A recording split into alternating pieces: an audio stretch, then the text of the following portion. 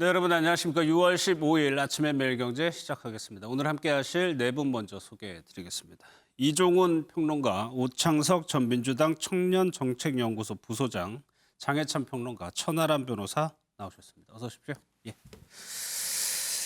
네, 신문 보도록 하겠습니다. G7 정상회의가 끝났죠. 문재인 대통령은 지금 오스트리아를 방문 중에 있습니다. 그 뒷이야기가 좀 나오고 있는데 한일 정상회담 관련 내용입니다. 머나먼 한일, 스가 총리가 문 대통령과 약식 회담을 약속해놓고 막판에 취소하는 목례를 부렸다. 어제 우리 정부가 밝힌 내용입니다. 한일 정상회담 불발 내막은 약식 회담 잠정 합의해놓고 정부는요, 일본이 독도 훈련을 빌미로 해가지고 취소했다라고 얘기를 했습니다. 일본에서는 또 얘기가 다릅니다. 확답해 준 적 없다라고 일본 정부는 얘기를 했습니다. 양국 간에 두 나라 간의 진실 공방으로 번지는 모습인데 스가 총리가요, 회담할 상황이 아니다라고 하면서 우리나라의 위안부와 징용 해결 요구를 했습니다. 당분간 관계 회복이 어려울 것 같다라는 전망도 나오고 있는데 다음 신문까지 한번 보고 이야기를 나눠보도록 하겠습니다. 같은 내용인데요. 동아일보입니다. 우리 정부는 독도 훈련을 트집 잡아서 약식 회담을 일본이 일방적으로 취소를 했다라고 얘기를 했고요. 일본은 사실이 아니다라고 얘기를 했습니다. 그 이유는 이 훈련, 독도에서 하는 훈련을 빌미로 얘기를 했습니다. 이종훈 평론가님, 글쎄요. 일단 어느 정도 실무진에서는 얘기가 조금 됐던 것 같아요. 현장에서 만나가지고 두 정상이 얘기를 해보자 정도까지 됐는데 이루어지진 않았었거든요. 네, 그렇습니다. 실질적으로 이 정도까지 우리 정부 측에서 얘기가 나온다는 것은 실무진들끼리의 협상이 있었고 그 협상 속에서 어떤 결론은 나왔다라고 볼 수 있는 거예요. 그러니까 우리 같은 경우에서는 합의가 됐다라고 생각을 했고 일본은 확답을 주지 않았다라고 지금 이야기를 하고 있는데 지금 독도 방어 훈련을 일본 측에서 문제를 삼고 있는데 오늘부터 시작되죠. 예. 근데 이건 매년 해오던 정기적인 행사거든요. 예. 그럼에도 불구하고 일본 측에서 이걸 이유로 해서 취소를 했다라고 한다면 사실 일본은 크게 외교적인 결례를 했다라고 볼 수 있겠고 예. 약식 회담에 대해서 일본 측에서는 그런 적이 없다라고 얘기를 합니다만 일본 언론들의 지금 논조를 보면 한국의 문재인 대통령이 먼저 스가 총리를 찾아오고 먼저 스가 총리에게 인사를 했다. 그런 걸 봐서도 한국이 회담을 원한 것 같다. 이런 분위기로 글을 써요. 근데 사실 이런 다자 정상회담에서 지도자들끼리 라운드 파티 이런 걸 할 때 사실 그냥 먼저 가서 인사하는 것은 지극히 자연스러운 일이거든요. 근데 이것까지 이제 일본 언론들이 지금 막 끌어들여 가지고 한국이 마치 정상회담을 애고라는 듯한 그런 모습으로 지금 만들어 가고 있는데 저는 이런 일본 언론들과 일본 정부의 태도를 보면서 그냥 한마디로 정의하면 촌스럽다. 이렇게 말씀드리고 싶습니다. 이게 오창석 부소장님, 이게 일본 내부 정치적인 이유가 들어간 거 아니냐. 스가 총리가 아무래도 지지율이 조금 이제 높지 않다 보니까 우리나라를 빌미로 해가지고 내부 정치용으로 활용한 거 아니냐는 좀 해석도 나오고 있는 것 같아요. 네, 이게 사실 이제 스가 총리가 관방장관일 때의 입장과 참 다릅니다. 그 당시 이제 2015년 1월 13일에는 우리 정부가 한일 정상회담을 참 안 받아줬어요. 그때 뭐라고 했냐면 스가 관방장관이 이웃국가 정상을 만나는데 전제를 붙일 일은 아니라고 봅니다라고 얘기를 했습니다. 그때는 언제든지 만나야겠다라고 얘기를 했는데 총리가 돼서 이제 만나지 않겠다라든지 또 만나는 것을 굉장히 꺼려한다는 것 자체가 국내 정치를 이용한다라고 볼 수밖에 없고 아무래도 한국과 각을 세우는 것이 그래도 일본 내 정치 상황에서는 좀 유리한 편이니까 이 상황을 계속해서 끌고 나가려고 하는 것 같고 이 상황을 잘 일본 신문도 잘 알고 있습니다. 니혼게이자이 신문 같은 경우도 보도를 할 때 G7에서 유일하게 아시아 국가가 되고 싶은데 이 확대 개편에 계속 한국이 들어오려고 하니까 계속해서 막아서는 것이 일본 정부의 바람이다라고 얘기를 했었고 고가시게아키라는 이제 통상산업성 관료도 TV 프로그램에 나와서 한국 같은 경우는 미국의 반도체라든지 줄 게 있는데 일본은 현재 그게 없다. 그렇기 때문에 한국과 만나는 것이 일본에게 득될 것이 전혀 없다. 라고 이야기를 남긴 걸로 봤을 때는 일본 측에서 계속해서 피하고 있다라고 볼 수도 있습니다. 예. 그러다 보니까 문재인 대통령의 임기가 이제 얼마 안 남았습니다. 당분간 한일 관계 회복이 어려워지는 거 아니냐는 전망도 좀 나오고 있는 것 같습니다. G7 정상회의 관련해 가지고 사진 하나만 좀 더 보도록 하겠습니다. G7에 2번 연속 우리나라가 초청이 됐었죠. 우리나라의 위상이 높아진 것을 아마 시청자 여러분도 느끼고 계실 텐데 이 사진 때문에 그렇습니다. 정부가 공개한 사진에는 여기 보시면요. 여기 스가 총리가 있고 문재인 대통령이 있고 그런데 이게 원본 한 명이 더 있었습니다. 여기에 보시면은 이 빨간색 점선으로 된 정상을 빼놓고 우리 정부가 처음에 사진을 올려서 빈축 논란을 좀 사고 있는데 장해찬 평론가님 글쎄요. G7에서 우리나라의 위상이 높아졌다. 이거를 정부가 대대적으로 홍보를 하고 싶었겠죠. 그런데 굳이 이렇게까지 하면서까지 할 필요가 있었을까라는 생각도 드네요. 그러니까요. 이게 다자 국제회의에서의 외교상의 큰 결례가 아닌가 싶습니다. 더군다나 이제 잘려나간 분 남아공 대통령이 사실상 초대를 해준 이 국가의 수반이라는 점을 생각해 보게 되면 더 큰 결례가 아닐까 싶은데 지금 청와대 홍보팀에서 좀 지나치게 대통령 띄우기에 너무 집중하는 것이 아닌가. 굳이 문재인 대통령이 사진 중앙에 나오지 않더라도 이 G7 회의에 초대를 받아서 중요한 이야기를 했다는 것 자체를 많은 국민들이 아마 고평가를 할 것입니다. 이게 저는 단순한 실수라기보다는 이 실무진이나 청와대의 어떤 참모들의 과욕이 불러낸 참사라는 생각이 드는데요. 그런데 문제는 이런 실수가 최근 들어서 좀 줄을 잇고 있다는 점입니다. 사실 국내에서 얼마 전에 환경과 관련된 다자국제회의가 열렸는데 거기서는 여의도 화면이 아니라 갑자기 평양의 능라도 화면이 동영상으로 나오게 되면서 또 한바탕 논란이 일었습니다. 근데 그때 청와대 홍보를 책임지고 그런 의전을 책임지는 비서실의 참모들 중에 누구 하나 명확한 책임을 졌다는 보도가 전해지진 않았습니다. 그냥 이 영상 대행업체의 실수다. 그렇게 넘어간 것으로 알려지고 있거든요. 그렇다 보니까 뭔가 잘못을 했을 때 국격과 연관된 부분에서 책임지는 사람이 나오지 않다 보니 이런 실수가 반복되는 것이 아닌가. 이런 홍보나 의전상의 실수가 계속 되풀이되고 있다면 꼭 뭐 탁현민 비서관이 아니더라도 선임 행정관이나 어느 정도 책임 있는 인물들이 뭔가 문책당하는 그런 모습을 보여줘야만 청와대 기강도 바로 서고 또 외교 결례를 범한 다른 외국들에게 우리가 할 말이 생기는 것이 아닌가 싶습니다. 장해찬 평론가님 얘기처럼 천 변호사님 글쎄요. 이번에 정상회의를 지켜보면서 국민들은 우리나라 위상이 진짜로 높아졌다. 피부로 조금 느끼는 측면이 있었을 것 같아요. 굳이 이렇게까지 하지 않아도 국민들은 좀 받아들이는 측면이 있었을 텐데. 그럼요. 그리고 사실 이거 해명도 조금 문제가 있는 것이요. 이게 사실 실수가 아닙니다.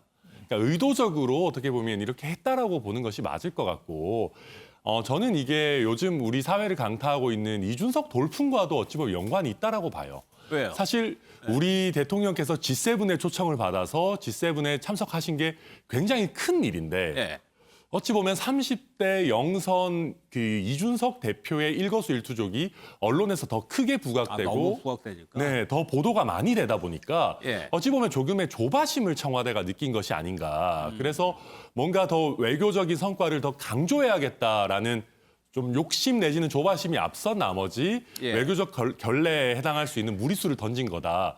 저는 좀 그렇게 봐야 될 것 같고 물론 저도 아까 이제 앵커님께서 하신 말씀에 전적으로 동의하는 것이 우리 나라의 국격이 올라가고 우리 문 대통령의 또 외교적 성과이시죠. 그래서 이렇게 안 하시더라도 우리 국민들께서는 충분히 현명하게 평가해 주시고 계시기 때문에 이런 무리수를 던질 필요는 없다. 저도 그렇게 보고 있습니다. 알겠습니다. 정부에서는 이미지 제작 과정에서 빚어진 실수라고 일단 해명을 했습니다.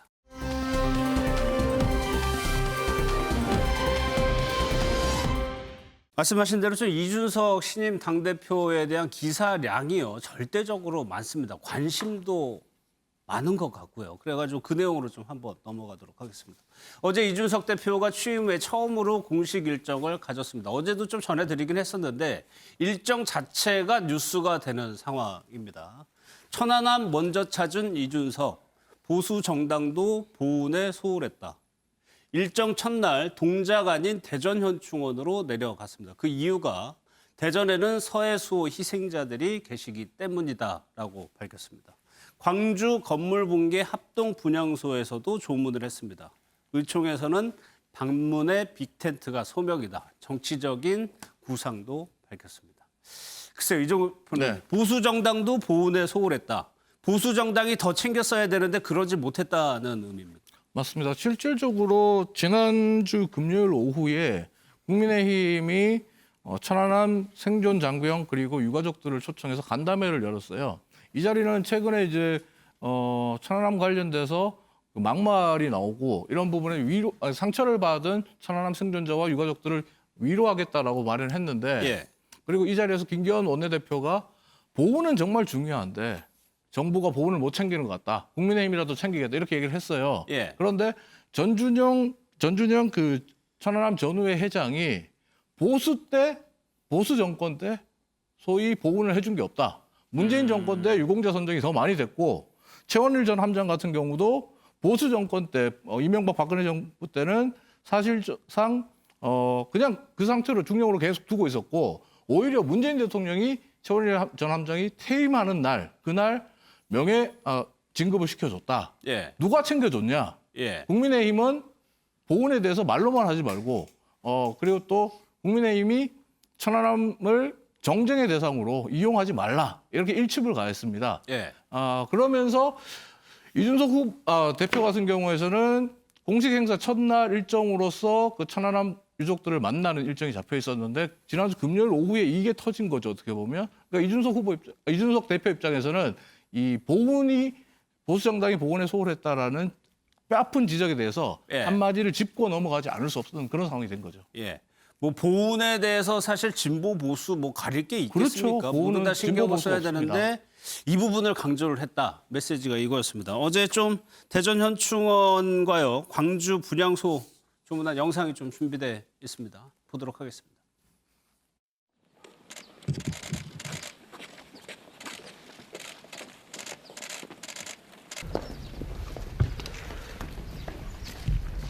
형님.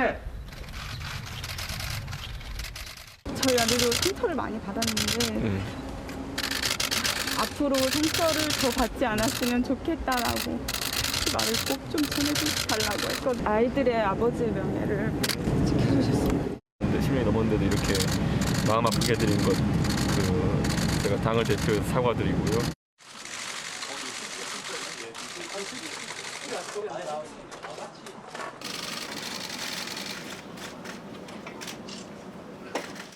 정말 납득하기 어려운 참사이고 수사당국에서는 철저한 수사로 유가족분들이 나중에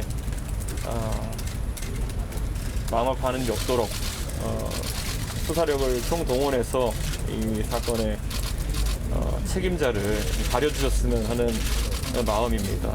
또 재발 방지에 있어서도 또 그리고 앞으로 제도적으로 개선해야 할 것이 있다 그러면은 저희 국민의힘이 또 살펴보도록 하겠습니다. 이준석 대표가 이제 천안함 유족들을 만나면서 눈물을 흘리는 모습을 보여줬는데 오창석 부소장 글쎄 전에도 한번 국방부 앞에서였나요? 그때도 한번 눈물 보였었고 이번에도 그랬고 그러니까 간 거 말고 이후에도 눈물을 흘렸다 같이 공감하고 있다라는 모습을 보여줬거든요. 이 부분은 어떻게 보십니까? 이 부분에 대해서 이제 국방은 보수, 안보는 보수라는 것이 성립이 되어 있었고 많은 사람들이 이제 보수 정권에서 특히 국가유공자라든지 이런 군사 관련된 내용들에 대해서 훨씬 더 잘 챙겨줬을 거라고 막연히 생각을 하고 있었고 사실 저도 훨씬 더 많이 챙겨주지 않았을까라는 생각을 하고 있었는데 실제로 이제 전준영 회장이라든지 만났을 때 진보 정권에서 더 많이 챙겨줬다. 현 정권에서 더 많이 챙겨줬다. 이 부분이 보수가 부족했다는 것을 이준석 대표도 잘 알고 있으니까 앞으로는 그런 부분이 발생하지 않도록 하겠다는 다짐으로 볼 수가 있고요. 대표가 됐기 때문에 훨씬 더 무겁게 받아들일 수가 있고 그리고 천안함 장병들이 대다수 이준석 대표와 나이 또래가 비슷할 수도 있습니다. 그럼 나이 차이가 별로 차이 나지 않는 형 동생 정도의 나이이기 때문에 훨씬 더 감정이입을 하기 쉬웠을 것이라고 저는 생각이 들고 이렇게 보수 정당도 보훈에 소홀했다라고 이야기를 한 만큼 앞으로는 이제 여야가 함께 이 부분에 대해서는 더 이상 다른 해석이나 다른 의미로 접근을 하지 말고 어떻게 이 사람들을 다시 마음을 추스릴 수 있게 할 수 있을까? 이 부분에 대해서만 좀 골몰했으면 좋겠다라는 생각이 들고 김대중 대통령이 예전부터 이제 동진 정책이라고 해서 영남을 타겟팅으로 해서 열심히 노력해왔고 반대로 김종인 비대위원장이 이제 국민의힘에 합류하고 나서부터는 서진 정책을 반대로 펴고 있었죠. 그 부분을 이제 이준석 대표는 또 개선하기 위해서 또 광주를 찾고 하기 때문에 이런 모습은 저는 이제 지역 갈등이나 이런 부분을 새로운 세대에서는 이제 더 이상 얘기하지 않는다. 더 이상 얘기하지 않게끔 만들겠다는 의지로 굉장히 좋게 보고 있습니다. 알겠습니다. 어제 또 하나 화제가 됐던 것이 장혜철 표는 가벼운 질문 드릴게요. 이 방명록이에요, 방명록. 방명록의 내용이 아니고 글씨체 때문에 그렇습니다. 여기 내일을 준비하는 대한민국은 숭고한 희생과 헌신을 잊지 않겠습니다. 이 딱 그 방명록의 글씨를 보고 세대별로 해석이 좀 다르더라고요. 젊은 기자들은 나보다 글씨 잘 쓰는 것 같다라고 얘기를 하고 좀 나이 드신 분들은 좀 앞필인데 이런 생각도 하신 것 같아요. 그런데 뭐 이 글씨체에 대해서 정말 진지하게 문제를 제기하는 분들은 많지는 않은 것 같아요. 아주 일부인 것 같고 사실은 요즘 세대는 특히나 어리면 어릴수록 젊으면 젊을수록 이 자라나고 교육받는 과정에서 컴퓨터나 태블릿 PC 등을 많이 이용해서 쓰죠. 그렇죠. 이 여러 가지 필기를 대신했었기 때문에 예전 분들 또 어르신분들이 보시기에는 글씨 왜 저렇게 써라고 할 수 있지만 예. 그게 사실 아예 못 알아볼 정도는 아니고 제가 봤을 때 충분히 이준석 대표가 쓴 내용은 전달이 됐다고 생각을 합니다. 그런 의미에서 이런 해프닝도 그동안 우리가 경험해보지 못했던 30대 당대표가 제1야당 대표가 됐기 때문에 겪는 하나의 해프닝이고 언론도 그렇고 이제 국민들도 그렇고 이 30대 당대표가 되면 바뀌는 여러 가지 아주 크고 작은 것들에 적응하는 그런 과정이 아닌가 싶습니다. 예. 사실 예전에는 한자도 많이 등장을 했었고 하는데 이런 모습으로 좀 바뀌고 있습니다. 다음 기사는 이제 호남, 광주를 찾았다는 점에도 좀 언론에서는 의미를 좀 부여하고 있는 것 같습니다. 매일경제 5면입니다. 꼰대 탈피하고 호남과 동행을 한다. 36살의 이준석 대표가 보수 공식을 다시 쓰고 있다라고 평가를 했습니다.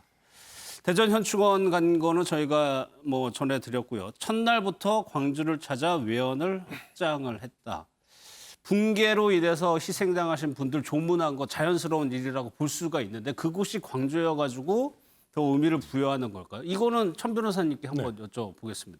아까 말씀하신 대로 김종인 비대위원장이 들어와서 호남에 대해서 계속적으로 적극적으로 행보를 했었죠. 네. 연장선상으로 봐야 되는 겁니까? 그렇다면 네. 실제로 호남에서는 이 부분을 어떻게 좀 보고 있을까요? 네, 제가 사실 전남 순천에서 활동을 예. 하고 있지 않습니까?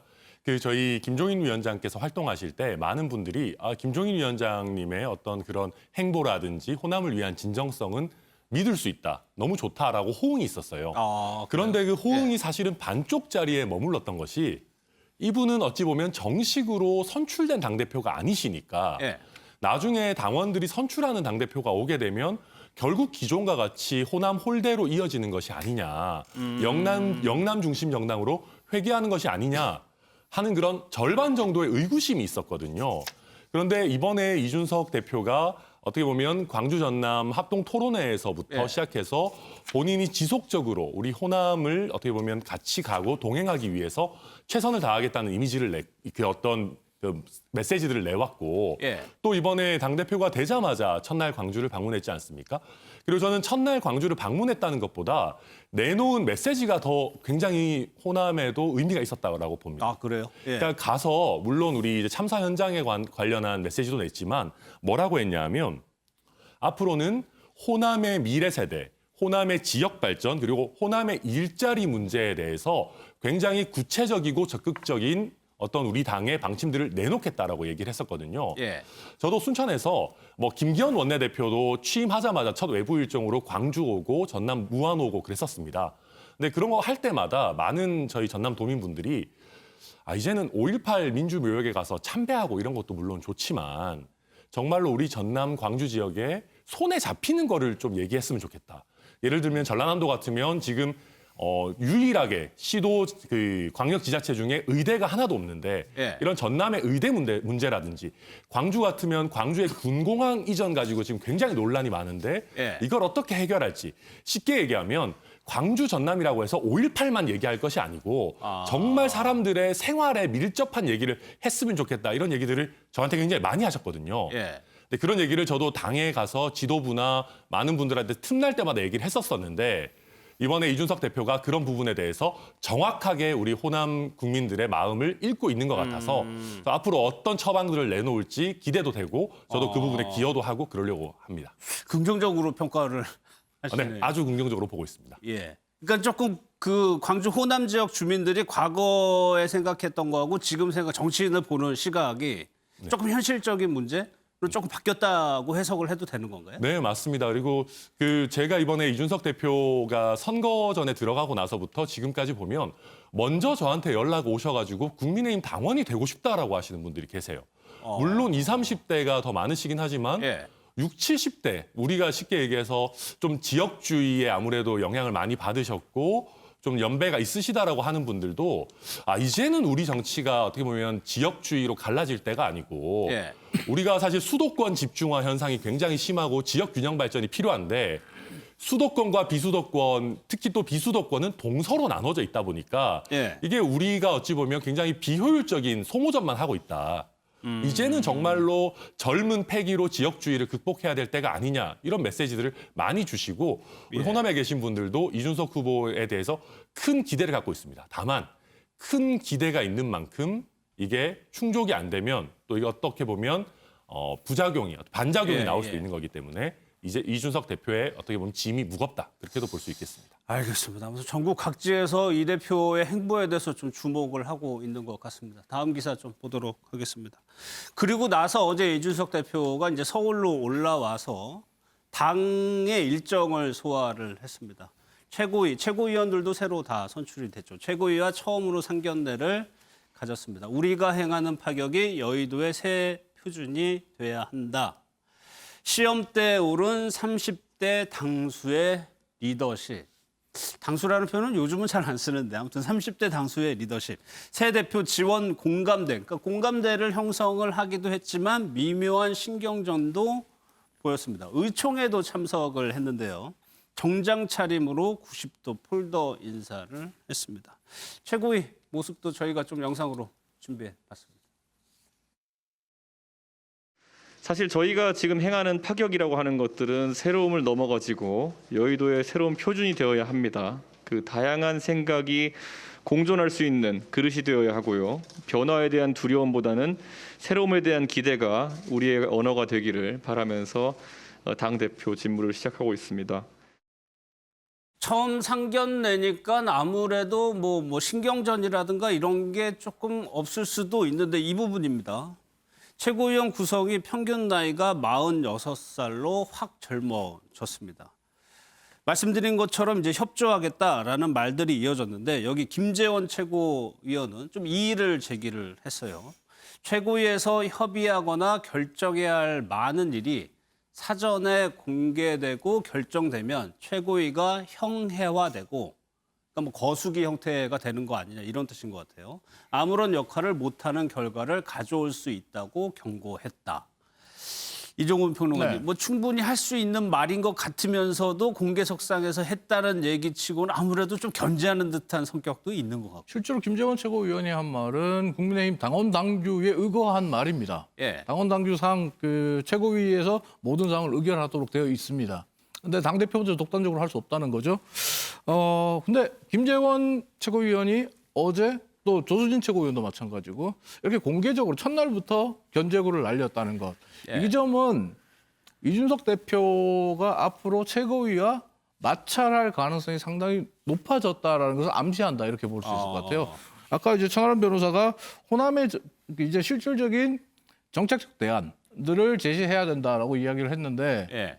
이 문제를 놓고 만약에 과거에 국민의힘의 전신인 새누리당부터 한나라당까지 항상 최고위에서 보면 호남 정책, 호남에 대한 그 대안들을 내놨을 때 영남 측에서의 반발, 영남부터 먼저 챙기자. 이런 식으로 영남과 호남의 대립들이 있었단 말이에요. 그러면서 제대로 된 그 대안들을 내놓지 못했는데 이준석 대표가 이번에는 다르게 하겠다라고 예. 했습니다. 근데 최고위에서 브레이크가 걸려요. 예. 그러면 이준석 대표가 이것을 어떻게 돌파할 수 있느냐? 힘들다고 봐요. 시험때죠. 예. 굉장히 힘들어집니다. 그러니까 지금 이준석 대표가 어제 최고위에서 첫 번째 말했던 게 우리가 행하는 파격이 여의도의 표준이 돼야 한다고 얘기했지만 최고위는 평균 연령이 이준석 대표보다 10살이 더 많아요. 예. 파격을 환영할까요? 라는데 캡처 마크를 줄 수 있습니다. 그렇기 때문에 앞으로 이준석 대표 체제가 순항할 수 있느냐 없느냐는 이준석 대표가 최고위를 어떻게 설득하고 예. 나갈 수 있는가, 같이 발맞춰 나갈 수 있느냐 이 부분입니다. 그런데 쉬워 보이지는 않는 최고위 구성이에요. 일단 첫날만 보고 판단을. 첫날뿐만 아니라 최고위원들의 구성, 면면들을 봐도 쉽지가 않을 겁니다. 예. 그러다 보니까 이준석 대표가 의총에는 정장을 입고 갔습니다. 평소에는 좀 캐주얼하게 마이를 입고 다니는데 90도 폴더 인사를 했다는 얘기는 오창석 부소장. 글쎄요, 이 부분에 대해서 뭐 우리나라에서 예의를 상당히 중요시합니다. 그런 것들에 대한 현직 의원들에 대한 예우 차원일까 협조를 구하는 걸까요? 이렇게 했던 것이? 그게 이제 정장 차림 의총 참석이라고 적혀 있는데 굳이 파격을 보인다고 해서 정장 아닌 걸 입는다고 해서 쇄신이라고 보지는 않습니다.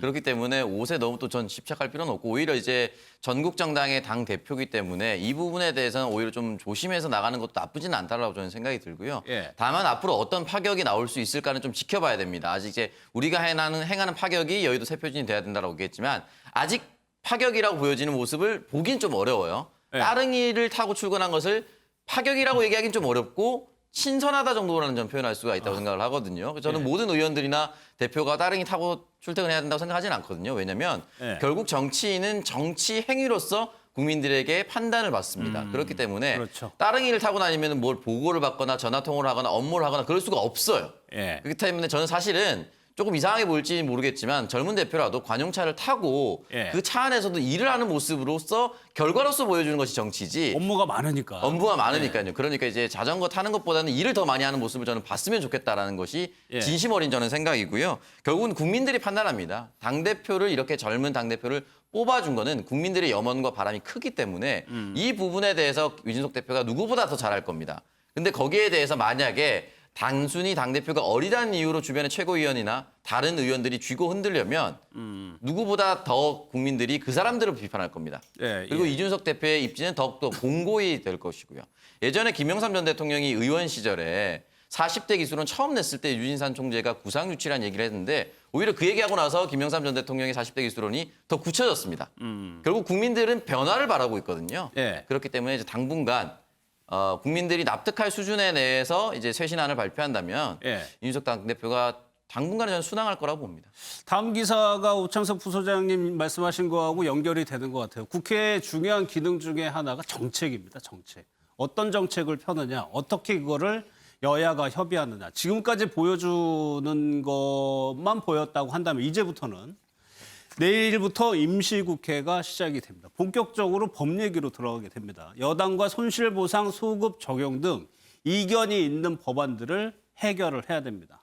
22살 차 여야 원내대표 신경전에 관심이 쏠린다. 송영길 대표가 이 부분을 얘기했습니다. 여야정 상설협의체를 가동을 하자. 본격적으로 사실 장해찬 평론 이 부분이 국회가 하는 일이거든요. 어제 민주당에서는 다른 얘기는 별로 정책적인 거에 초점을 맞췄단 말이에요.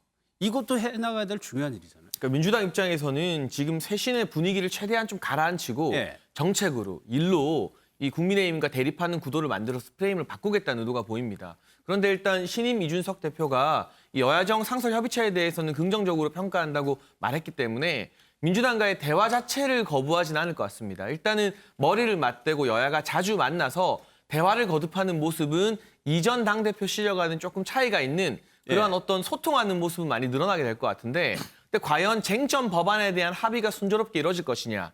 지금 민주당이 요구하는 것 중에 뭐 손실보상 소급 적용이나 그리고 윤호중 원내대표 같은 경우는 수술실에 CCTV를 설치하는 법안에 대한 입장을 묻고 있고 또 최근에 이준석 대표의 인터뷰를 보게 되면 그전에 김종인 전 비대위원장이 찬성했었던 경제민주화 3법에 관련해서 본인은 반대한다는 입장을 내비쳤거든요. 예. 그래서 이 부분을 다시 좀 기업의 어떤 요구를 들어주는 방향으로 법안을 재개정하자는 목소리를 낼 경우에는 또 민주당과 마찰이 있을 수밖에 없습니다. 예. 제가 예상하건대 일단 대화하는 모습, 자주 만나는 모습은 늘어나겠지만 정책이나 법안 통과와 관련해서는 아직까지 이견이 상당히 그렇죠. 깊은 상태이기 때문에 어떤 식으로 마찰하게 될지 과연 이 30대 당대표의 민주당 정책에 대한 반대 의사는 예. 지금까지 우리가 봤던 모습과 다른 형태로 좀 국회에 새로운 활력을 불어넣을지 예. 아니면 이전과 똑같은 발목 잡기 정쟁처럼 보여질지 이 부분에서 어떤 차별화를 가져가느냐에 따라 예. 이준석 호의 첫 번째 어떤 분수령이 되지 않을까 싶습니다. 많아요. 지금 이준석 대표 앞에 놓여 있는 시험대가 많습니다.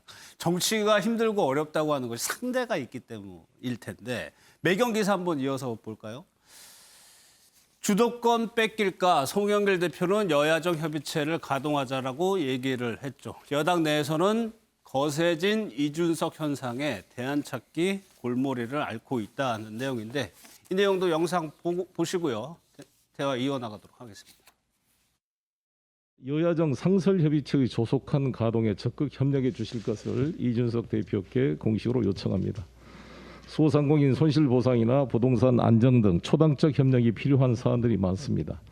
이런 현안에 대해 여야가 폭넓게 소통 협력할 수 있는 제도적 틀이 이미 갖추어져 있습니다.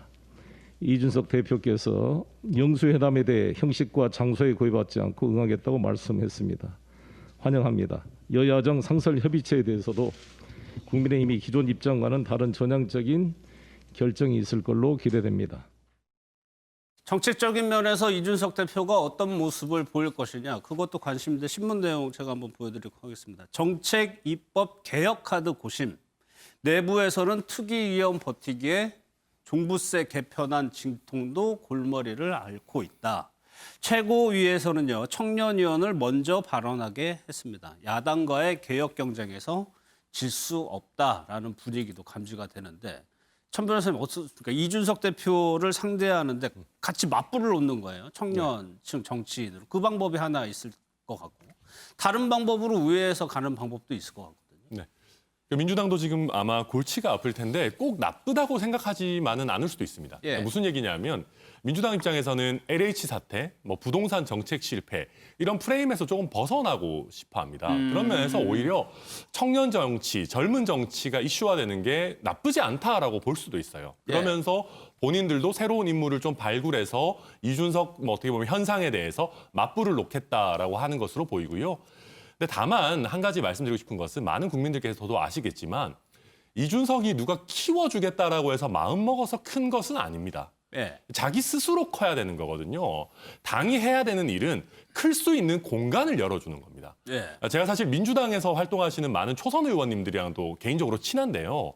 얘기를 들어보면 뭔가 재선 의원, 삼선 의원분들이 조금 멘토처럼 그 초선 의원분들의 의정 활동도 어떻게 보면 좀 도와도 주시고 고민이 있으면 같이 상의도 하고 그런 분위기라고 해요. 그런데 오히려 그런 분위기가 있다 보니까 예. 초선 의원분들이 조금 당차게 치고 나가는 메시지를 내야 될 때 선배들의 눈치를 어느 정도 보고 자기 검열을 하는 부분이 있는 거죠. 아 멘토가 또 그런 부작용이 있는 거고. 그렇죠. 어느 정도 당이 시스템이 잘 갖춰져 있다라는 말은 어찌 보면 좀 튀는 행동, 좀 당의 방침과 다른 메시지를 내는 게 제약된다라고 볼 수도 있는 거거든요. 그런데 이준석 대표의 경우를 보면 예전부터도 이준석 대표는 자기 얘기를 당과 상관없이 자기 논리로 하고 다녔어요. 예. 그리고 거기에 대해서 당에 계신 많은 분들이 뒤에서는 이준석 대표를 욕을 했을지 모르겠으나 앞에서는 대놓고 이런 얘기 하고 다니지 마라라고 제지하는 분은 없었거든요. 예. 그렇기 때문에 이준석이라는 어떻게 보면 굉장히 아이코닉한 청년 정치인이 지속적으로 활동을 할 수 있었던 것인데 이번에 단순히 이준석이 뜨니까 뭐 청년 최고위원 먼저 발언할 수 있도록 기회를 조금 더 주고 뭐 예컨대 청와대에 조금 더 젊은 뭐 원외 정치인을 등장시키고 이런 식의 어찌 보면 좀 급조된 방안으로는 예. 우리 국민들께서 보시기에 사실 이준석에 대적할 만한 아이콘을 만들어낼 수는 없다. 네, 아이콘은 스스로 생기는 거다. 그렇게 봐야 될 것 같습니다. 민주당 입장에서는 지금 국민의힘 지지율이 계속 컨벤션 효과 플러스 해가지고 꽤 차이가 지금 벌어지고 있는 조사도 어제 잠깐 나온 것 같고 송영길 대표로서는 신경이 쓰일 수밖에 없고 주도권은 그쪽에 뺏길 수는 없는 상황이란 말이에요. 네. 그러면은 송영길 대표도 뭔가를 해야 되는 상황 아닙니까 지금? 그렇죠. 지금 근데 우리 천원 변호사도 얘기했지만 그 청년 정치인을 뭐 어느 날 갑자기 하루아침에 만들어낼 키워낼 수는 수는 없는 없잖아요. 거죠. 네, 만들어낼 수 있는 게 아니거든요. 그건 어떻게 보면 오랜 시간 동안 축적되어 있는 윤석 대표도 역시 그 청년 할당제를 통해서 최고위원에 선출된 이후부터 근 10년 가까이 정치를 계속 하면서 예. 자기의 그 털을 닦아왔잖아요. 근데 그런 그 토양과 지짐돌을 과연 민주당에서 마련할 수 있느냐 없느냐 이 부분이 굉장히 중요합니다. 지금 뭐 국민의힘 측에서는 그 청년위원들 뭐를 독려하겠다는 지금 민주당 측의 의견을 가지고 뭐 청년들을 386에 앵무새로 활용하려는 거 아니냐 이런 비판적인 목소리도 나오는데 예.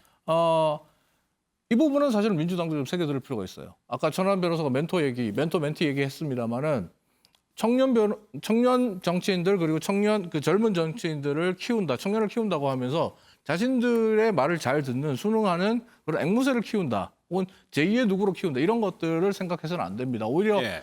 청년들의 문제를 듣겠다. 그리고 청년들의 문제를 누구보다 잘 아는 너희들이 가서 해결해라. 이렇게 권한을 줘야 되거든요. 그런데 지금 어제까지 보여진 그 민주당의 모습은 어떻게 보면 좀 많이 부족하고 실망스럽다. 이렇게 평가할 수 있겠습니다. 아직까지는 명확한 방법을 못 찾고 있는 거 그렇죠. 같고요. 이게 하루아침에 되는 일이 아니다 보니까 예. 민주당으로서는 지금 이준석 대표가 당선된 이후에 굉장히 지금 당혹스러울 수밖에 없는 상황이에요. 예. 그러니까 그렇다고 해서 사실은 그 국민의힘 측도 청년 정치인을 키워주는 시스템이 잘 돼 있었던 건 아니거든요. 근데 이준석 대표가 자생적으로 혼자 그렇게 튀어나와서 큰 모습이 나왔기 때문에 지금 송영길 대표나 민주당의 그 지도부 입장에서 본다면 우리가 과연 어떻게 해야 예. 저 이준석 돌풍, 이준석 현상을 상쇄시킬 수 있는 모습을 만들어낼까? 여기에 대한 고심이 깊어질 수밖에 없는 거죠. 알겠습니다.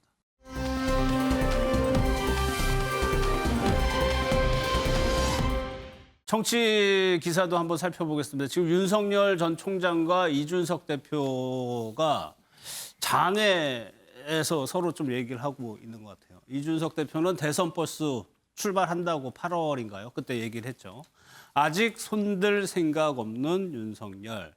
국민의힘 미래에 큰 관심이 있다. 국민이 가리키는 길을 갈 것이다. 라고 메시지를 내놨습니다. 입당 요구에 대해서는 아직까지도 이제 문을 열어놓으면서요.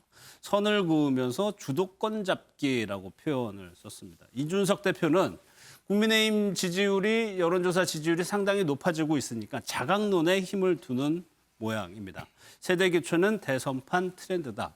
아직까지 이거 장해찬 평론가니까 뭐 두 분 다 잘 아시니까 아직까지는 윤석열 전 총장이 움직이거나 구체적인 메시지를 낼 때가 아닌 건가요? 이제 국민을 많이 만나겠다는 메시지가 나오고 있고 예. 그리고 국민이 가리키는 방향으로 가겠다. 이게 일관된 의지인 것 같습니다. 일단은 다양한 국민들을 많이 만나면서 국민분의 목소리를 듣고 뭐 국민의힘으로 가길 원하는 분들도 지금 많이 계실 것이고 또 반대로 중도층이나 무당층 좀 더 포용하길 원하는 분들도 분명히 계실 겁니다. 그런 여러 목소리를 두루두루 들으면서 판단을 내리지 않을까 싶은데 지금 당장 뭐 입당을 한다 만다 그리고 언제 입당을 하겠다 이렇게 정해진 것은 없는 것으로 알고 있습니다. 예. 여기서요, 우정석 부소장님. 지금 국민의힘 지지율이 굉장히 높아지고 있어요. 그렇다 보면 대선을 앞두고 있는 상황에서 원내에 있는 대선 후보들 말고 당 내부에 있는 대선 후보들을 좀 더 키워가지고 당의 힘을 키우게 하자. 그게 뭐 어떻게 보면 공식처럼 이제 하는 걸 수도 있는데 이준석 대표가 아직까지는 외부 대선 주자들을 조금 내 대해서 좀 힘이 있다라고 보세요? 일단 지금 대선 후보 지지율을 보면은 윤석열 전 총장이 계속해서 압도적으로 1위를 달리고 있고요. 예. 흔히 말하는 보수 야권에서 대선 후보로 분류되는 사람들이 유의미한 득표를 남긴 것이 지지율을 남긴 것이 최근에 없어요. 두 자리를 넘어서는 윤석열 전 총장 말고 후보가 없었습니다. 그렇기 때문에 이 부분에 대해서 이준석 대표도 굉장히 고민을 많이 할 텐데 그러나 이준석 대표의 메시지에 어느 정도 해답이 있다. 예. 8월의 대선 열차는 그대로 간다라고 얘기했던 것이 본인이 이야기를 하면서 8월대로 간다라고 얘기해야 원외에 있는 인사들에게도 이 타임라인을 정하게끔 기회를 주는 것이다. 그렇죠. 라고 얘기를 했거든요. 그렇기 때문에 저는 그전에는 어느 정도 다 정리가 충분히 될 수 있을 거라고 생각을 했고 그리고 대표가 되자마자 홍준표 무소속 의원에 대해서도 예. 복당을 반대할 이유가 없다라고 얘기를 했습니다. 그렇다면 대선 레이스가 끝나고 복당시켜준다는 얘기는 아니겠죠, 당연히. 그렇기 때문에 그전에 복당 문제는 다 정리가 되고 아마 이준석 대표는 본인이 말했던 것처럼 천명했던 것처럼 타임라인대로 다 움직이고 윤석열 전 총장도 아마 그 전에 예. 어느 정도 움직여야지만 되지 않을까. 왜냐하면 또 하나 얘기했던 것이 오세훈이 파격적으로 등장을 했고 다시. 예. 본인도 다시 등장했고 하태경 의원이 대선 출마 선언을 한다고 하니까 하태경 효과도 만약에 있다라고 했을 경우에 예. 2021년은 더할 나위 없는 역동성의 한 해가 될 것이다라고 또 얘기를 했습니다. 그러니까 여러 가지 당내 분위기도 띄우는 것과 동시에 예. 바깥에 있는 후보 역시 계속해서 사인을 보내는 행동을 아. 윤석열 대표가 할 것입니다. 다음 신문도 한번 보겠습니다. 한겨레에서는 어떻게 좀 해석을 하고 있는지 한번 볼게요. 8월까지 같은 내용인데 대선길에 기싸움을 벌이고 있다. 먼저 출발하면 손해. 천 변호사님 이 부분이요. 대선이 내년 한 3월이니까 네. 얼마 남지 않았거든요. 네, 맞습니다. 지금 먼저 출발하면 손해. 이거 어떤 의미일까요? 뭐 서로 삿바 싸움을 하고 있다라고 봐야 될 것 같고요. 근데 그 오창석 평론가님 말씀이 사실 맞는 것이 지금 국민의힘이 경선 버스를 제때 출발시키는 원칙론도 굉장히 의미가 있습니다. 근데 그렇지만 윤 전 총장이 최종 후보로 선출되느냐 아니냐를 떠나서 윤 전 총장이 그 경선에 참여하지 않으면 일단 경선 흥행 자체가 많이 떨어질 겁니다. 왜냐하면 많은 국민들께서 또 그 이후에 야권 후보 단일화 과정이 또 있을 거다라고 생각을 하시게 되면 아무래도 국민의힘 경선 자체가 하나의 사전 절차처럼 보여질 수 있기 때문에 윤 총장 측이 말하는 먼저 버스를 출발시켜서 내부 경선을 시작하게 되는 게 국민의힘 쪽의 손해다라고 하는 부분도 나름대로 일리가 있는 얘기고요. 근데 저는 좀 한번 생각을 달리 해봐야 되는 것이 지금 윤 총장 측의 이제 그 행보에 대해서 많은 국민들께서 조금 답답하다. 아까 윤 총장 측에서 국민이 가르치는 길로 가겠다라고 했는데 사실은 대선 후보가 되려고 하시는 분은 국민이 가르치는 길도 있겠지만 본인이 명확한 자기의 길을 보여줘야 돼요. 어젠다를 보여줘야 된다. 네, 비전도 보여주고 본인의 결단도 보여주고 본인이 어떤 철학을 가지고 있는지도 보여줘야 되는데 그런 부분에서 저는 많은 국민들께서 꽤 어찌 보면 피로감을 느끼고 있다고 생각하시거든요. 그리고 지금 이런 식으로 이준석 현상에 따라서 국민의힘 자체도 쇄신하고 변화하려는 이 타이밍에 저는 이 변화의 바람에 윤 총장 스스로도 내가 뭐 유력한 대선 후보니까 이런 부분을 좀 내려놓고 나도 이 변화의 한 부분이 되겠다. 주요한 부분이 돼서 이 변화를 내년 대선까지 내가 주도적으로 끌고 가겠다라고 해서 빨리 들어오는 것도 나쁘지 않다라고 봐요. 근데 이제 어찌 보면 재미있는 것은 이준석 대표는 그 MZ세대, 최근에 젊은 세대들에게 맞는 밀고 당기기를 굉장히 잘하고 있는 거죠. 예전에 그 우리 나경원, 주호영 의원 같은 중진들 스타일 같으면 1위를 달리는 대선 후보가 있으면 우리가 좀 어떻게 보면 자세를 낮추고 읍소를 해서라도 모시고 와야 된다라는 느낌이라면 이준석 대표는 아니다. 오히려 우리 당이 더 매력 있어 보이고 안 오면 손해야. 이런 분위기를 더 보여줘서 윤 총장으로 하여금 오히려 국민의힘의 매력도를 더 크게 느끼도록 해야겠다라고 하는 고도의 밀당을 서로 주고받고 있다. 그렇게 봐야 될 것 같습니다. 끌려다니지 않겠다 뭐 이런 의미일까요? 사실 대선 후보가 확정이 되게 되면은 당은 그 대선 후보를 중심으로 다시 재편이 되는 거거든요. 그 전까지 국민의힘 당의 힘을 좀 키워놓겠다는 의미입니까? 실질적으로 아마 이준석 그 대표 입장에서는 지난 서울시장 재보궐선거에서 본인이 옥세훈 캠프에서 뛰었던 것이 경험으로 작용하는 것 같아요.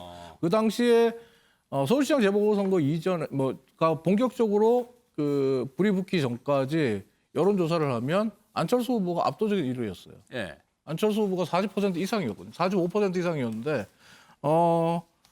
당내에서 후보를 키워야 된다는 김종인 전 비대위원장의 주장에 따라서 당내 경선을 했잖아요. 당내 경선을 하고 그다음에 이후에 안철수 후보와 다시 경선을 했을 때 누가 이겼습니까? 국민의힘의 후보가 이겼단 말이에요. 그러니까 어떻게 보면 지난 서울시장 그 재보궐선거 과정에서 제3지대에서 유력한 정치인, 유력한 그 선거에서 승리하기 어렵다는 것이 입증이 돼버렸거든요. 이 점에서 본다면 이준석 대표는 이것을 잘 활용하고 있다 이렇게 볼 수 있겠고 반대로 윤석열 총장 측에서 이걸 알 거예요. 제3지대에서 성공하기 힘들다라는 것을. 하지만 지금 양쪽이 이렇게 그 밀당 아닌 밀당을 하고 있는 것은 결국 누가 더 주도권을 잡고 협상을 하느냐, 또 누가 더 후한값을 받아내느냐 하나의 뭐 그런 협상이 될 수 있는데 이준석 대표 입장에서 지금 가장 어려운 점은 이렇게 될 겁니다. 어제까지 나온 멘트는 사실은 당 대표의 멘트라기보다는 정치평론가의 멘트예요. 그러니까 정치평론가로서 활동을 하고 시사평론가로서 활동하면서 이준석 대표가 그동안에 이제 정치적 경력을 쌓아왔던 부분이 있기 때문인데 앞서 뭐 사회자께서도 말씀하셨지만 정치는 상대가 있는 협상입니다. 정치 평론을 할 때는 상대가 없어요. 어떻게 보면. 내가 생각한 바를 이야기하면 돼요. 근데 이제는 상대를 생각해서 해야 됩니다. 그리고 정치 평론을 할 때는 현미경을 가지고 구체적인 걸 들여다보는 일을 했다면 당대표가 되면 이제 망원경을 가지고 더 넓게 더 많은 것을 봐야 돼요. 이것을 이준석 대표가 어떤 식으로 해낼 수 있느냐. 이 부분도 윤석열 총장 측과의 협상에서 굉장히 중요한 변수가 될 겁니다. 예. 그런 인터뷰를 한 거 기억이 나네요. 이제 실제로 입당과 합당 뭐 이런 얘기 논의가 시작이 되면 공개하지 않겠다라고 얘기를 했죠. 이준석 대표가 야권에서 지금 여러 명의 대선 후보들, 대선 주자들이 자의타의 거론되는 분들이 많습니다. 최재형 감사원장도 있고 김동연 전 경제부총리, 원희룡 지사, 하태경 의원, 뭐 윤석열 전 총장 이분들에 대해서 모두 다 지금 오정수 부님 어떻게 보면 다 가능성을 열어두고 호의적인 얘기들을 한 것 같아요. 네, 일단은 올해 초에 있었던 재보궐선거에서 사실 오세훈 시장이 탄생하기 전까지 당내 예비 경선도 이슈가 크게 됐었고요. 예. 국민의당 대표였던 안철수 전 의원과의 단일 협상도 크게 컨벤션 효과를 이끌어냈습니다. 그렇기 때문에 정권 교체를 하고 싶다라는 이 열망 아래 모든 대선 주자를 불러 모으는 것 또는 불러 모을 수 있는 제스처를 취하는 것은 야당 당대표로서 충분히 할 수 있는 일이라고 생각을 하고 이 파이가 커지면 커질수록 사실은 국민의힘에게 더 많은 이목이 집중될 수밖에 없습니다. 예. 그리고 사실은 이제 윤석열 전 총장이라든지 최재현 감사원장 그리고 김동연 전 경제부총리는 어떻게 보면 현 정권에서는 굉장히 뼈아프죠. 어떻게 보면은 예. 현 정권과 함께 했었던 사람들이기 때문에 세 분이나 계시네요. 네, 이 세 사람이 만약에 야권 쪽에 서게 될 경우에 이 파급력도 사실은 무시할 수가 없고 예. 김동연 전 부총리와 최재형 감사원장이 본인이 스스로 공식적인 메시지를 낸 적은 없습니다만 계속해서 야권 후보로 분류되고 있다는 것 이것을 적절히 이용하는 것도 역시 정치인의 수단이라고 저는 생각을 하거든요.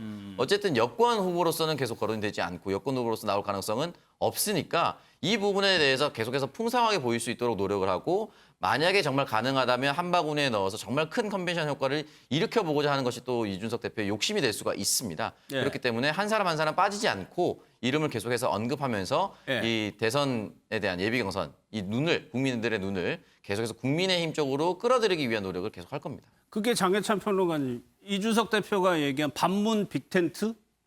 여기에 다 들어가는 분들이잖아요. 그렇죠. 근데 반문 빅텐트를 치려면 이제 국민의힘이라는 플랫폼에 또 이준석 대표가 말한 8월이라는 마지노선 안에 이 바깥에 있는 훌륭한 분들이 다 들어올 수 있게 국민의힘이 뭐 매력을 뽐내든 레드카펫을 깔든 뭐 버스가 떠난다고 말을 하든 어떤 식으로든 방법을 만들어내야만 되는 것인데 저는 당연히 이준석 대표는 국민의힘 대표 입장으로 우리 당에 들어오라고는 말할 수 있을 것 같아요. 네. 그런데 앞서 이종훈 평론가님이 말씀해 주신 것처럼 이제는 정치평론가가 아니라 제1야당의 대표이기 때문에 각 주자 한 사람 한 사람에 대해서 가능하면 띄워주는 말만 하실 필요가 있다.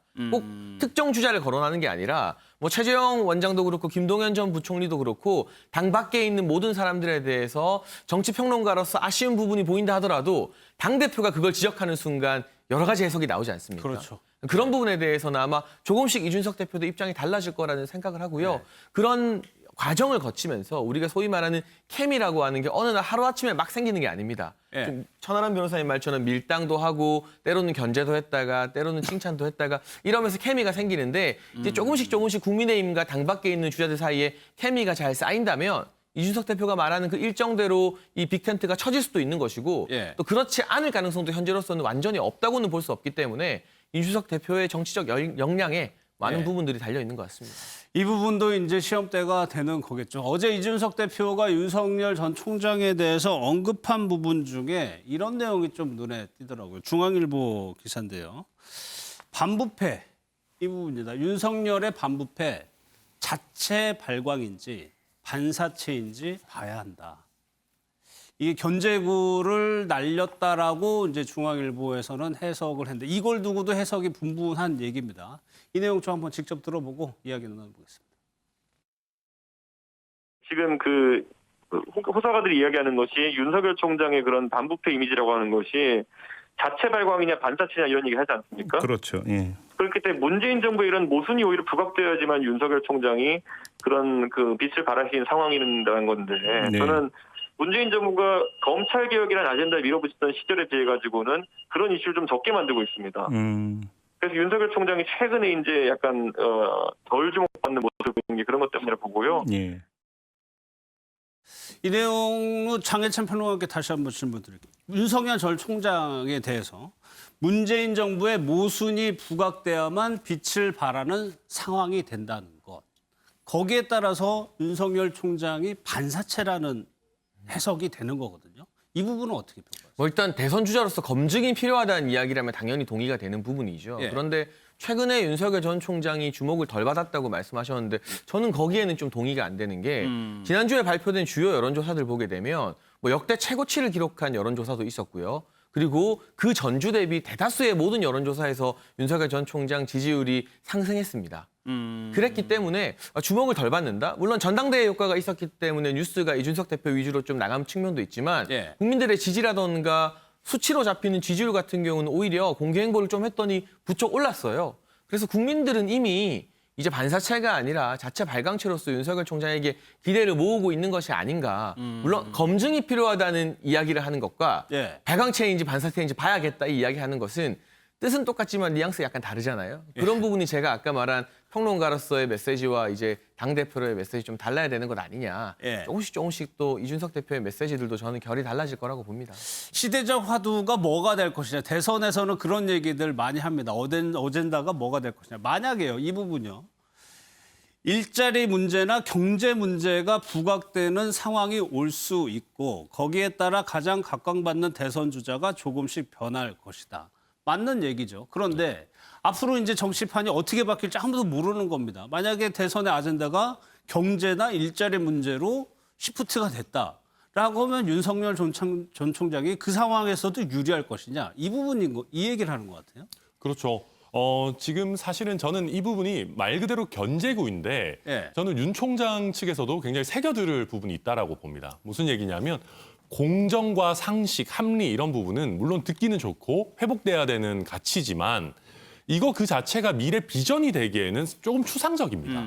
그렇다라고 하면 결국은 공정한 기틀 위에서 뭘 더 쌓아 올릴 것인가라는 것이 나와야 되는데 결국 우리 국민들은 코로나19로 굉장히 힘든 상황이시기 때문에 먹고 사는 문제가 언제나 늘 대선에선 중심이 될 수밖에 없습니다. 그럼 그렇다라고 하면 윤 총장 측에서도 경제 이슈에 대해서는 우리가 그럼 과연 어떤 비전을 내보일 것이냐. 그러면 예를 들면 윤 총장 본인이 뭔가를 급하게 만들어내기 어렵다면 내가 어떤 경제 전문가들과 손을 잡고 어떤 방향으로 갈 건지를 미리 정리해놔야 되는 부분이 있는 거거든요. 네. 그래서 저는 이런 부분에서도 좀 새겨들을 부분이 있고 다만 저는 장 평론가님 말씀에 굉장히 동의하는 것이 이런 얘기는 물론 나름대로 의도가 있어서 견제구를 던지는 거겠지만 예. 당대표의 언행이라고 보기에는 어찌 보면 너무 가벼울 수 있어요. 그러니까 본인이 대선 후보를 미리 평가하고 부족한 부분을 지적한다라고 하게 되면 공정한 경선을 관리해야 되는 당대표로서 좀 어떻게 보면 편향되어 있거나 언행이 너무 가벼운 것 아니냐 하는 비판들이 나올 수 있거든요. 그래서 이런 부분도 물론 시원시원하게 묻는 말에 대해서 잘 답변하는 기존의 태도도 물론 의미가 있고 좋지만 조금 더 신중할 필요가 있다. 네. 한 단어 한 단어를 꺼낼 때 저도 그런 얘기 또 얘기하고 싶고요. 장해찬 평론가께서 그런 얘기를 또 어제 하셨어요. 택시를 타고 직접 갈 수 있는 후보한테 버스에 제때 타라고 하는 것이 과연 무슨 의미가 있느냐. 이게 지금 이준석 대표와 윤 총장이 서로 밀당을 하고 있지만 결국 둘 다 버스에 타고 둘 다 치열한 경쟁을 하는 것이 야권과 국민의힘 모두에게 좋거든요. 예. 그러니까 견제구 신경전도 좋지만 이제는 조금 더 허심탄회하게 얘기해야 되는 시점이다. 저는 그렇게 봅니다. 예. 저는 뭐 택시를 탈 수 있다, 택시 타겠다 이런 의미에서 말한 게 아니라 이건 어디까지나 뭐 개인이자 시사평론가로서 말을 한 건데 예. 여러 가지 가능성이 열려 있다고 윤 총장 측에서도 말을 하고 있잖아요. 그렇다면 지금 당장 뭐 8월에 안 들어오면 아주 큰일이 나는 것처럼 막 그렇게 그 시기에 맞춰서 서로 견제구를 날리기보다는 천하람 변호사님 말한 것처럼 각자가 잘할 수 있는 부분 예. 이준석 대표는 또 국민의힘 열심히 개혁하고 중도 외연 확장 하지 않겠습니까? 이번에 광주 간 것도 그렇고 그런 일 열심히 잘하시면 되고 윤 전 총장은 지금 그 대변인이 밝힌 것처럼 국민의 부름을 들으면서 국민 목소리 많이 듣는 행보하면 된다. 예. 이런 좀 견제구 던지는 게 그렇게 크게 긍정적인 현상은 아닌 것 같다는 차원에서 했던 이야기였습니다. 이 부분은 하실 얘기들이 저는 이제 많으시죠? 약간 이제 천하람 변호사가 이제 국민의힘 당협위원장인데 경솔할 수도 있다고 얘기를 해서 제가 반대로 예. 민주당 전 직책을 받고 있지만 좀 옹호를 해보자면 예. 당대표로서 원리 원칙 얘기하는 건 전 당연하다고 보고요. 예. 오히려 주호영 전 원내대표가 이 경선 때 내가 윤석열 전 총장과 굉장히 친했고 대구 KTX에 내리면 차로 같이 데려다 주기도 했고 이렇게 얘기했거든요. 이게 특정 주자한테 이렇게 친하다라고 얘기하는 것이 당대표 후보로서 그때도 적절치 않다라고 얘기를 했었습니다만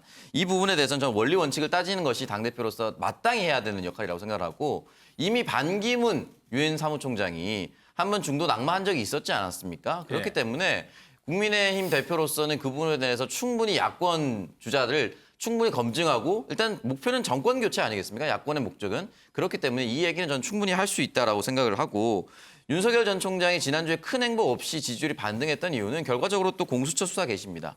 이 정권에 핍박받는 모양새가 되다 보니까 다시 한번 또 크게 주목을 받았거든요. 예. 그렇기 때문에 그 지난주로 봤을 때는 자체 발광인지 반사체인지는 충분히 또 얘기할 수 있는 내용이라고 저는 생각합니다. 예. 이종훈 네, 저 같은 경우에는 어제 그 인터뷰를 제가 다 들었는데 그 뒷부분에 윤석 대표가 이런 얘기합니다. 그러니까 만약에 윤 총장 측에서 외교 안보 문제라든지 아니면 교육 문제 그리고 경제 문제에 대해서 국민들이 박수를 보낼 수 있는 정책이 나온다면 그건 다른 문제다라고 얘기를 해요. 근데 지금 아까 천하람 변호사도 얘기했지만 그런 게 없거든요. 지금 윤 총장 측에서 이런 부분에 대해서 내놓은 게 없단 말이에요. 사실은 반부패 이미지 그리고 공정의 이미지 그리고 문재인 정권과 대항하는 전사로서의 이미지. 네. 이거 외에는 지금 국민들이 볼 때 국민들 앞에 내놓은 어떤 패키지가 없는데 이걸로는 대통령의 자질로 부족한 게 아니냐 하는 것을 지적했다라고 볼 수 있는 부분이죠. 예. 그러니까 그 부분이요. 대통령이 가져야 될 덕목이 뭐 공정 이런 것도 중요한 가치긴 하지만 말씀하신 것처럼 경제, 외교 안보, 북한 문제, 네. 뭐 구체적으로 부동산 문제, 교육 문제 굉장히 많이 있습니다. 거기에 대해서 아직 윤석열 전 총장이 무언가를 제시한 것이 없기 때문에 이것도 장해찬 평론가께서 여쭤봐요. 그게 약점이 될 수도 있을 것이다. 아니면 거기서 또 신선한 정책적 아이디어나 구상을 얘기하면 그게 또 지지율에 도움이 될 수 있을 것 같기도 하고 그 부분을 분명히 준비를 하고 있겠죠. 근데 저는 지도자한테 가장 중요한 덕목을 선구안이라고 생각을 합니다. 예. 본인이 모든 분야 전문가일 수는 없기 때문에 그리고 민주화 이후에 우리나라에 경제 전문가 대통령 없었습니다. 그렇지만 뭐 불황도 있었지만 호황도 있었죠. 큰 성장도 있었고 경제 전문가 잘 알아보고 잘 쓰면 됩니다. 근데 윤석열 전 총장이 최근에 뭐 3월부터 이 정책 행보하면서 만났던 사람들 중에 대중적 인지도가 높은 사람도 있지만 이를테면 뭐 정승국 교수님 같은 경우는 대중적 인지도는 다소 낮았으나 학계에서 또 전문 영역에서 평가가 아주 좋으신 분이었어요. 노동시장 이중구조에 대해서 오랜 기간 연구해 오신 분이고요. 그런 분들 그리고 또 최근에 만난 모종린 교수님 같은 경우도 골목 상권과 관련해서 아주 미시적인 부분이 아니라 이게 한국 경제의 대안이 될 수 있다는 과감한 주장을 또 하시는 분이거든요. 이런 사람들 만났는데 적어도 만난 사람들에 대해서 이 사람은 전문가가 아니다. 좀 문제가 있다. 그 학계나 그 영역에서 어떤 다른 목소리가 나오지 않고 있습니다. 일단 그것만 봐도 물론 검증돼야 될 부분들이 많이 있고 곧 본인의 목소리로 여러 가지 정책에 대한 구상들을 말하겠지만 만나고 있는 전문가 풀만 봐도 그래도 적어도 인재를 알아보는 선구안에 있다는 게 국민들에게 어느 정도는 입증이 되고 있기 때문에 만약 그 만남의 행보가 국민들에게 실망감을 줬다면 지지율이 지금처럼 계속 상승하거나 높아지진 않았겠죠. 그런 부분에 있어서는 어느 정도 기대할 만한 부분도 있지 않을까. 물론 검증은 남아있지만 이 정도로 이야기하고 싶습니다. 모든 분야에 대해서 박식하고 잘 알아야 되겠지만 전문가일 수는 없는 거죠. 그거를 보완하는 게 싱크탱크, 참모들의 역할인 것 같은데 그 부분도 아마 윤석열 총장이 준비를 하고 있지 않을까 싶습니다.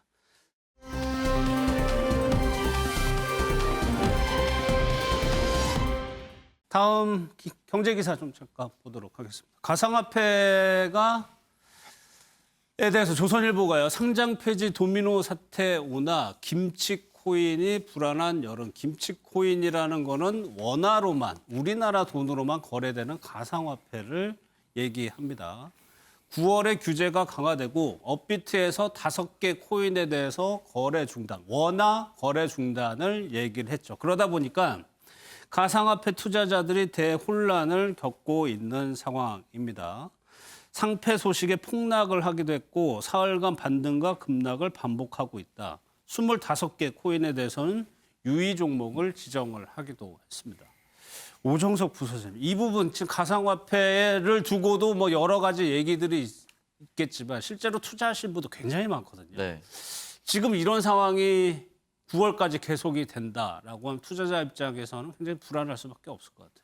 사실 이제 정부가 개입을 해야 될 부분과 개입하지 말아야 될 부분도 좀 구분해야 될 것 같은데 이 부분에 대해서 그 화폐가 실질적인 가치가 있는지 없는지를 정부가 일일이 다 검증할 수는 없겠지만 어느 정도 유의를 주는 메시지는 충분히 줘야 되고 또 전자 시스템이다 보니까 해킹 문제라든지 여러 가지 문제가 발생할 수 있습니다. 예. 이 부분에 대해서는 당연히 정부가 개입을 해서 관리를 잘 해야 되는데 다만 안타까운 것은 이 부분에 대해서 그래도 주식시장 같은 경우는 회사 이름이 있고 그 회사에 예. 대한 정보를 충분히 찾아볼 수가 있습니다. 활동 내역도 찾아볼 수가 있고요. 그 인터넷에 검색을 잘해보면 구성 인원수도 나옵니다. 그렇죠. 근데 예. 이제 가상화폐 같은 경우는 특히나 비트코인 같은 경우는 어떠한 특정 인물이 이름에서 입에서 언급이 됐다는 이유로 갑자기 폭등하거나 예. 기술력이 전혀 검증되지 않았는데 그런 경우가 굉장히 많아요.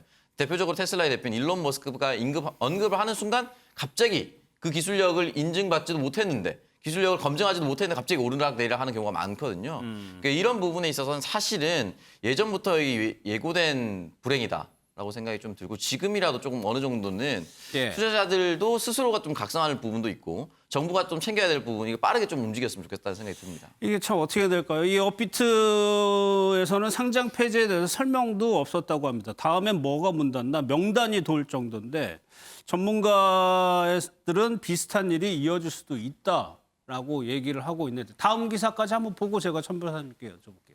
이러다 보니까 이제 가상화폐에 대해서 실체가 없다라고 이제 얘기가 나오니까 일론 머스크의 입에 따라서 코인 시장이 급등락을 아직도 반복을 하고 있습니다.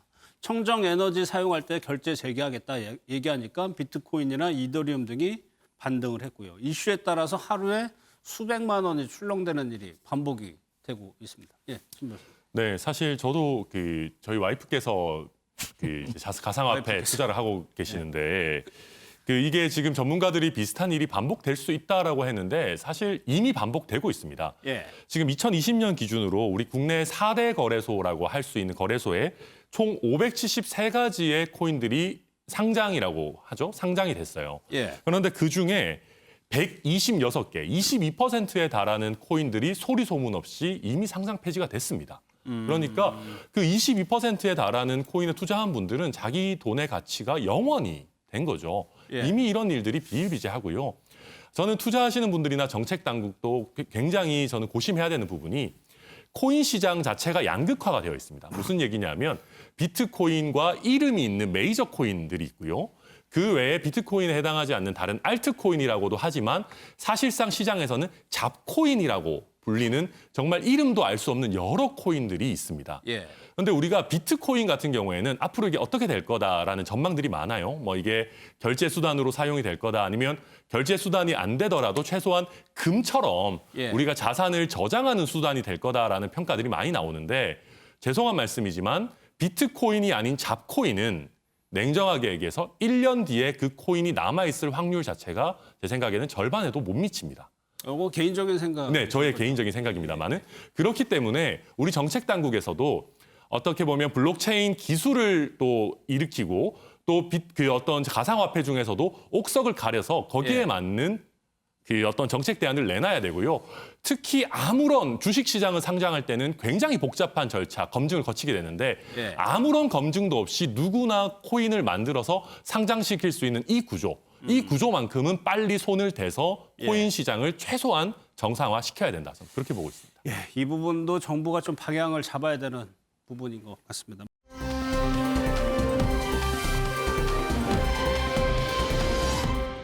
마지막 기사 내용 한번 보도록 하겠습니다. 광주 철거 참사 관련 소식인데 친구들과 마지막 인사 발인이 진행되는 사진입니다.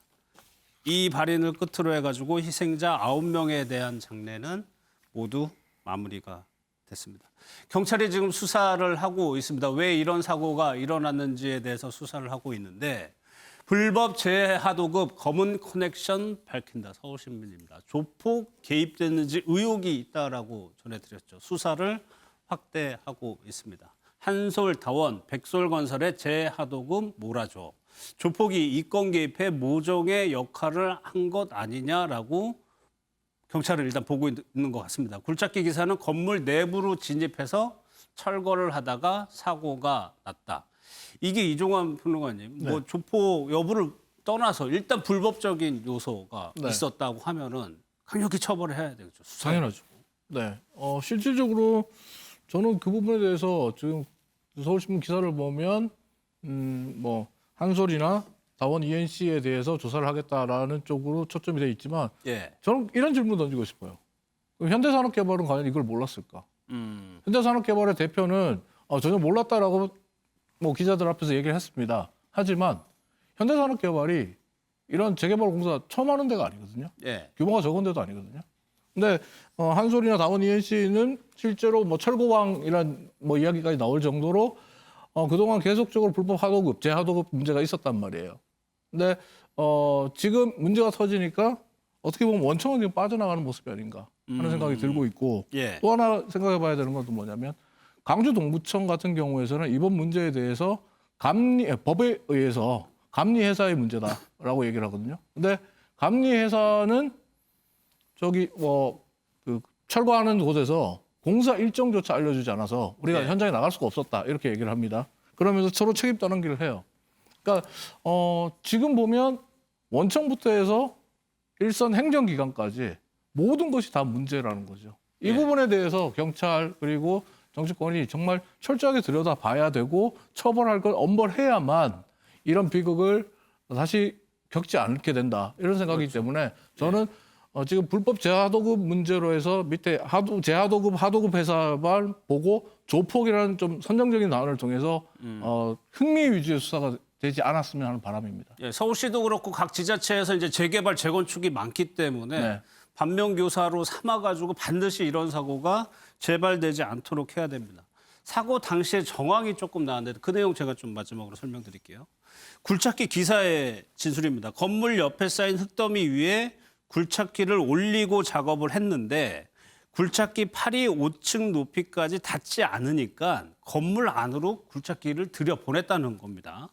그러다 보니까 흙더미 위에서 철거 작업을 하다 흙이 묻어지면서 굴착기도 넘어졌고 이후에 건물이 무너졌다라고 얘기를 하고 있습니다. 그러다 보니까 물도 많이 쏟아부어서 하중을 더 증폭시킨 것 같습니다.